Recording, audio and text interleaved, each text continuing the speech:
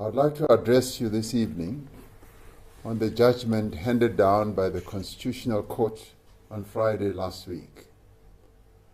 In that judgment, the Constitutional Court found that certain aspects of the National Assembly rules that govern the process for the removal of the President from office are inconsistent with our Constitution.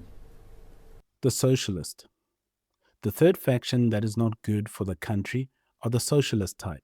They see South Africa as a farm full of unruly animals that they must subdue and put to work.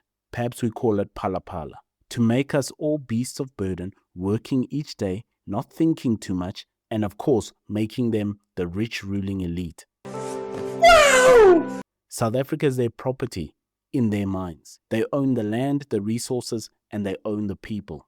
This is how they see all South Africans, as owing them some sort of debt, for which we are all supposed to enslave ourselves to them. Everyone in South Africa knows this faction. They run the country.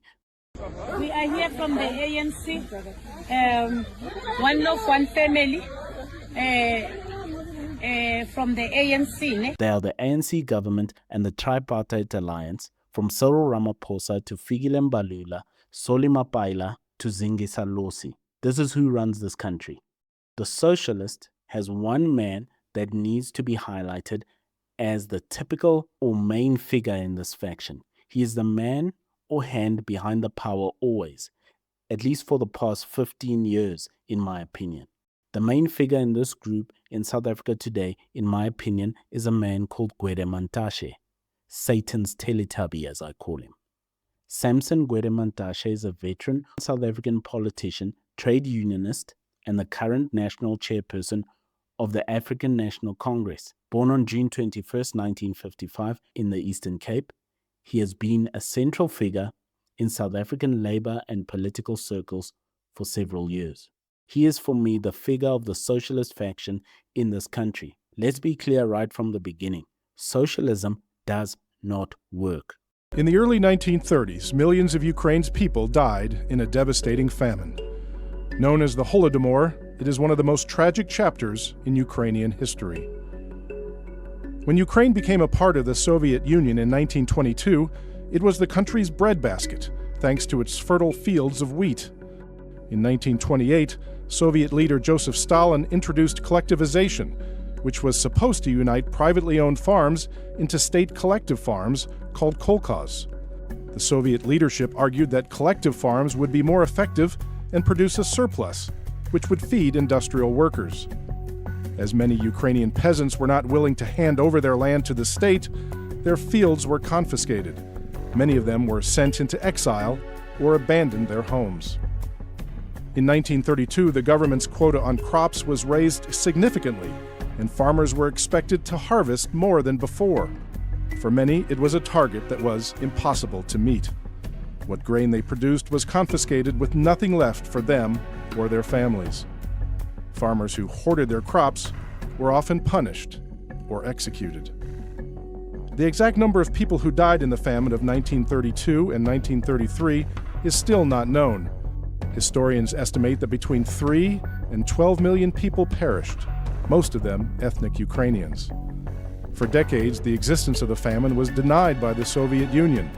Historians in Russia and the West disagree as to whether the famine was man-made and if it was a deliberate attempt to eradicate Ukrainian independence. Since 2006, Ukraine and 15 other countries have recognized the Holodomor as a genocide against the Ukrainian people. So let's just get that out of the way from the start. It has and will fail anywhere it has ever been implemented. Socialism is a death cult that kills human life, squashes freedom, and strangles free will. It is Satan's own political philosophy. The destruction of South Africa by neglect and picking bad policy is not a consequence of ANC incompetence. Incompetence is just a useful tool to get where they want to get to. Appointing incompetent people helps the socialist achieve his goal, which is to utterly destroy South Africa and bring it to its knees, wherein the economy comes to a halt and all people are dependent on the government. This is what Gwede Mantashe wants For Gwede and his comrades work on a principle I call unfreedom, meaning pretending to be for and giving freedom while in all ways working to restrict and subjugate all freedoms. You see it in their policy choices. This is not incompetence, this is a plan, being executed on purpose in front of our eyes, live and in color. Instead of jobs, they give grants. Instead of safety, they let crime thrive. Instead of sovereignty, they open the borders. Instead of forging new alliances, they stick to old ones. Come on now, dog. Instead of letting people control themselves, they choose centralized power and limit gun rights. Instead of free markets, they choose BEE, where they can choose the winners and who to fund. Over and over again, the ANC seems to pick exactly the wrong policy. This is not a mistake. This is called the National Democratic Revolution. Countdown to Socialism, the National Democratic Revolution in South Africa since 1994. Briefly explain what the ANC is referring to when it talks of the National Democratic Revolution. The NDR is a Soviet-inspired strategy which was developed in the 1950s with the idea that there were many newly independent Asian and African colonies at that time, which had predominantly capitalist economies, and the Soviet Union wanted to bring them into its own orbit. So it devised a strategy called the National Democratic Revolution to slowly move them from capitalism to socialism and ultimately to communism via a series of incremental steps. And it recognized that there might be times when you might have quite rapid progress, particularly when a communist party had been solely responsible for bringing about liberation. But when, as more often was the case, you had a mix of parties and organizations, then you had to proceed more slowly, and particularly if the target population was not particularly keen on becoming socialist. Socialism pretends to love the people while pushing racial, ethnic, and economic tensions, letting the South African police services fall apart to demoralize the populace and breaking down the family with social grants. Freedom and growth is a pretense. What they are really doing is imposing centralized function and control. To Gwede and his faction, the population is not made up of citizens, rather they become widgets or appliances in service of the state. That is a sign of desperation. All that people are desperate to see is the backside of the president. And we say to the president, don't make it easy for them. Let them work for it. Why does this faction even exist? We are here from the ANC, one love, one family.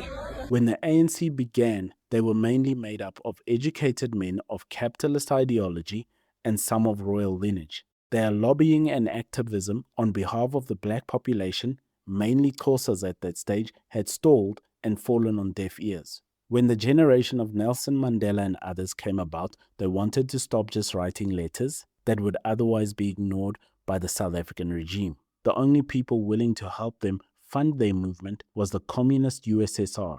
The West turned their back on them and a blind eye to apartheid. This is how many of the politicians of that generation and generations that followed became socialist communist in ideology. Sadly for us today, South Africa is stuck with so many of these people who still uphold the satanic doctrine like Gwede Mantashe. Never mind that the whole ideology steals, kills, and destroys. All they care about is that it steals, kills, and destroys on the rest of us first. One love, one family from the ANC. Ne? They are fine with that because they will enjoy the spoils in the meantime. This is the root of why the rotten ideology still exists here today. The rest just follows on from there. It is crucial that as South Africans we ensure that the evil ideology of socialism, communism fails. As I have said, it is strong among the boomer generation and anyone older. However, anyone older may be too old to be that impactful over the long run. Boomers still have the power and the money and the ideology, which is not good for South Africa. Millennials and Generation Z have socialist types among them. However, they're not really for it. South Africans are not interested in socialism at all, really, no matter what the lying separatist and globalist says. Because if South Africans wanted that, the EFF and others would be ruling this country already a long time ago. The EFF is now over 10 years old. the economic freedom fighters has never won an outright majority in any metropolitan municipality in South Africa as of mid-2026. Generation X, it's where socialism has its claws the deepest. However, that is still mainly among the black Gen Xers because they remember apartheid, they remember the struggle, and they remember the freedom ideology, and some have really bought into socialism as a means to oppose white power. That hasn't just drifted away or left their minds. It's time for the Gen Xers to move on from that. You won with some dustbin lids and stones because apartheid was a very asinine and hollow idea. Fascism, by definition, which much like socialism, also never works. That's why apartheid just fell apart in the end. In the 90s and the mid-2000s, the Gen Xers were called Black Diamonds because they were working and becoming very rich.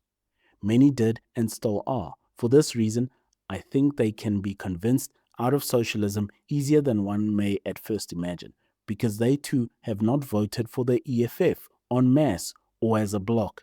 They are reasonably or highly educated for the most part and have seen capitalism in South Africa at a very efficient output in the late 90s and 2000s, so they know this country can get there and even be better. And we need to remind them that socialism and communism is a death cult that only seeks to steal, kill, and destroy, and has never and will never work. That is why it too, and Gwede Mantashe, Satan's Teletubby, must fail. What South Africa needs is a millennial conservative government. If you dare, buy us a coffee. The link is in the description. Why are you running? Why are you running?